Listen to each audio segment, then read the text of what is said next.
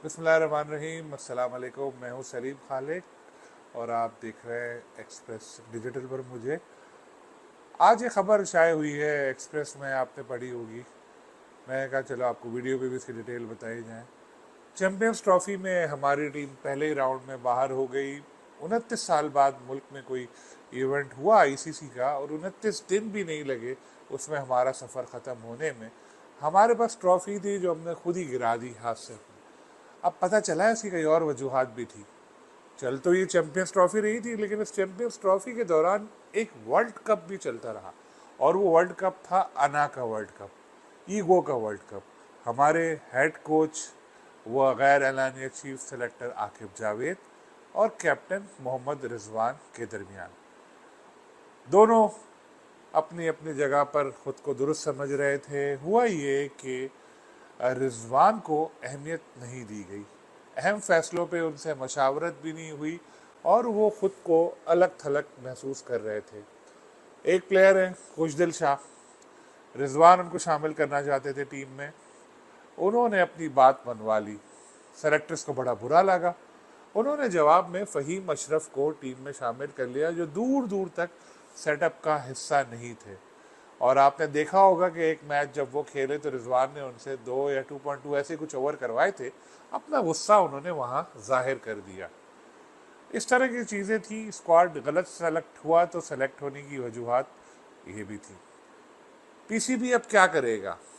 PCB ने सोच विचार शुरू कर दी है।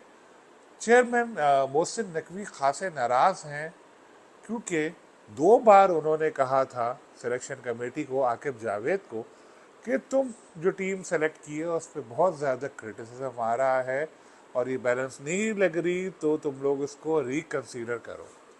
पहली बार भी उनकी बात नहीं मानी गई।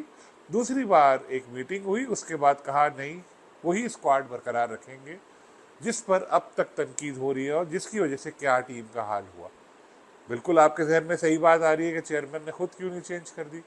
चेयरमैन ऐसा नहीं चाहते थे, क्योंकि अगर वो ऐसा करते तो फिर ये होता है कि जी मुदाखलत कर रहे हैं बहुत ज़्यादा टीम में और जिसकी वजह से मसाइल हो रहे हैं।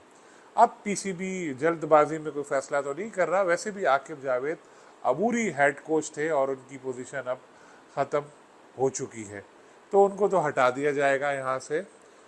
सिलेक्शन कमेटी जो है वो शायद आ जाए इस तूफान की जद में, क्योंकि जो अवामी रद्दअमल आया है उसको ठंडा करने के लिए कुछ ना कुछ तो पीसीबी को करना पड़ेगा। बाबर आजम की फॉर्म से भी बोर्ड मुतमईन नहीं है। 1 साल हो गया है, जो कहा जाता है 1 साल या उससे ज़ायद, जिससे उन्होंने कोई परफॉर्म नहीं किया। तो अब बांग्लादेश से मैच हो रहा है जिसमें बारिश की भी पेशगोई की गई है।